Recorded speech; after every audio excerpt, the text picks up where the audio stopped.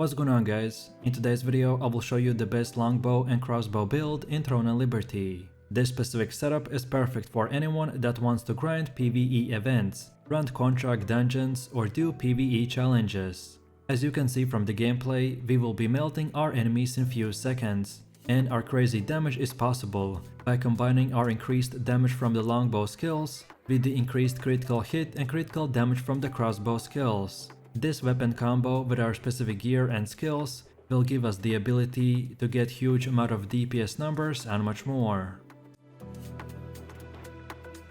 So let's move over to the gear, and I will split this section into two parts. In the next 30 seconds I will cover the early game gear, so what you want to use until level 50. And then in the second part we will take a look at the fully completed endgame build and how it will work. So everyone starts with green uncommon gear, then at some point switches it out to the blue rare gear, and finally in the endgame they fully get their epic purple gear. Depending on how fast you level and what specific activities you do, this progression will vary from player to player. But the most important things you need to keep in mind is that wearing green gear while leveling is completely fine. As you progress further into the game, you will gather more gear with additional stats, which will boost your raw damage, which is exactly what you want to focus on. It also costs more to use traits on them, so don't worry about it. Just simply keep leveling and slowly transition to the blue gear and focus on the same stats that I will mention for the endgame build.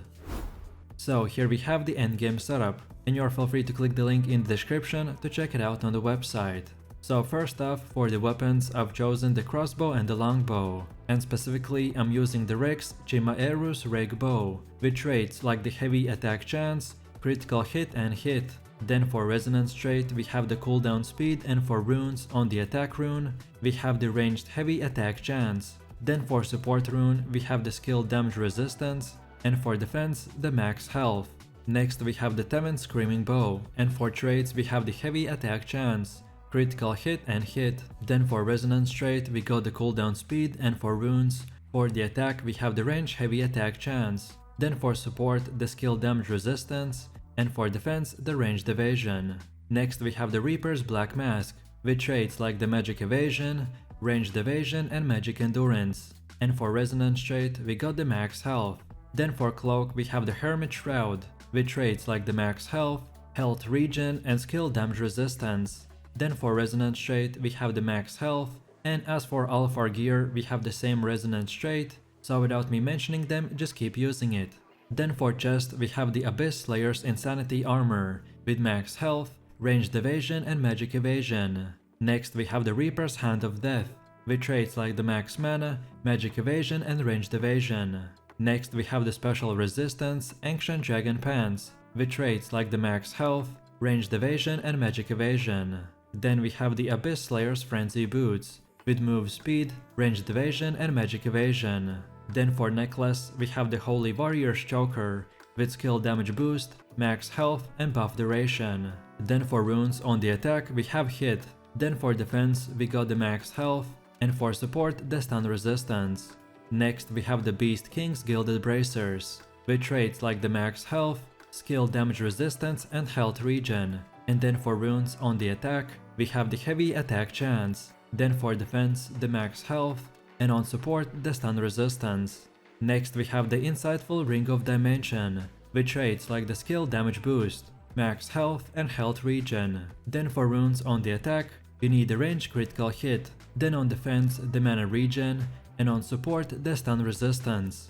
Next we have the Eternal Ring of Dimension, with skill damage boost, max health and health regen. And for runes on the attack we have the range critical hit, on defense the mana regen, and on the support the stun resistance. And finally for the last piece we have the Butcher's Belt, with traits like the max health, health regen and skill damage resistance. Then for runes on the attack we have the hit, then on support we got the skill damage resistance, and on the defense we have the max health. Next up we have our stats, and as you can see here the white numbers are the ones that we start from the beginning with, then the blue numbers are the ones I've allocated manually, and then the green points are the ones we got from our gear. Overall we have 49 stat points to distribute however we want, and gear gives additional stat points that you cannot change. It's free to reset the stat points at any time, so that you can respec whenever you need to.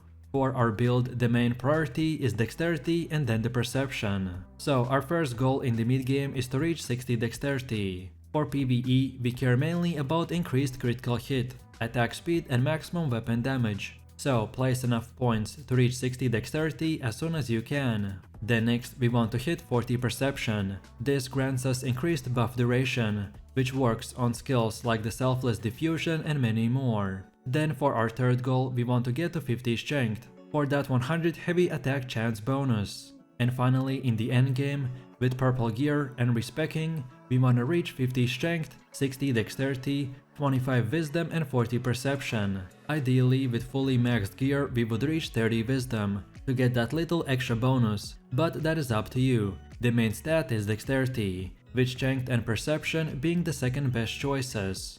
Then we have our skills, and for defense, we want to get the Rupturing Parry. And then for the rest of our active skills, we have the Quick Fire, Mortal Mark, Merciless Barrage, Ensnaring Arrow, Zephyr's Snack, Nature's Blessing, Mother Nature Protest, Selfless Diffusion, Blitz, Decisive Sniping, Deadly Marker and Strafing. And then on the other hand, for passive skills, we have selected the Eagle Vision, Piercing Strike, Ambidexterity, Devoted Shield, Sniper's Sense, Roxy's Arrowhead, Rapid Fire Stance and Steady Aim. Next up, we will quickly look into the skill priority, and we want to use the quality and rare marine ore to craft quality and rare passive and active skill growth books. I recommend to prioritize getting all of these skills to blue first, before getting them to purple.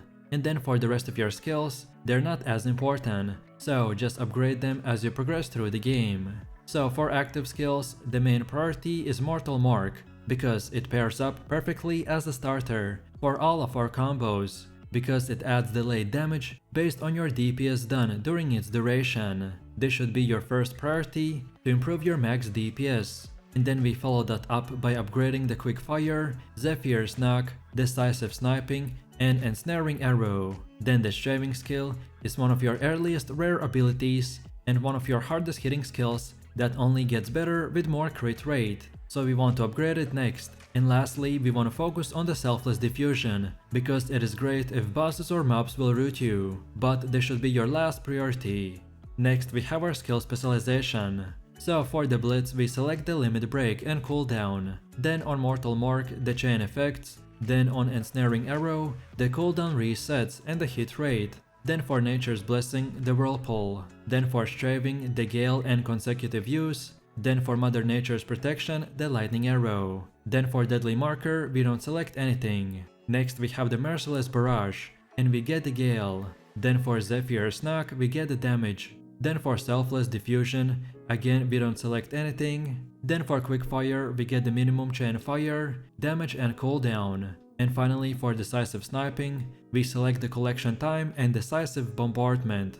Next up we have the Weapon Mastery, and here is the setup for the crossbow. So we want to start with the middle mystical region, then go to the bottom and unlock everything until the Rapid Fire, and then again go back to the middle and get everything until the Calm Aim. And then for the longbow, we start with the middle, the Harmonious Mind, and go to the bottom and get everything from the ranged hit until the Brutal Shooter. And then once again we go back to the middle and get everything until the Gale Overhead. And now for the last and final build part we have the Guardians. These are your special transformations that add offensive or defensive buffs or even special attacks to your character for 30 seconds. And the best two choices is the Lady Knight Camarcia. This Guardian lowers your cooldowns while also giving you a damage shield equal to 50% of your maximum mana. This is a strong defensive Guardian whenever you're struggling to survive. Or perhaps the other option is the Shade Remnant Steno. This Guardian launches projectiles every second that can crit and heavy attack. Since our build is great at range, so this guy works perfectly for our playstyle. And now finally we have come to the gameplay part. So at the beginning of every fight, if you can, we want to be as stationary as possible to make use of our passive Rapid Fire stance, which will increase our damage when standing still. But then besides that, we start the rotation with the Deadly Marker to improve your critical hit rate on the target before applying the Mortal Mark for delayed damage based on the damage you've done next. Then we use the Mother Nature's Protest to increase your offhand attack chance and boost the damage of our Merciless Barrage. Then afterwards we use the Blitz to restart the cooldown on the deadly marker, before using the Merciless Barrage again as the filler damage. And then we finish it off with the Ensnaring Arrow, Decisive Sniping and the Zephyr's Knock. And then from here we just rinse and repeat. And lastly, for the few final notes, make sure that you call out whenever you use the Nature's Blessing skill, so that the staff users in your group can use the Inner Peace and refill their entire mana in just a single second. And don't forget that the Selfless Diffusion is your main defensive ability that should be used when bosses or mobs root you, in order to avoid the follow-up damage, and that's about it. So if you enjoyed this video, click like, subscribe and comment, and if you're interested in more content then check out my channel, and I will see you in the next one, so take it easy, peace.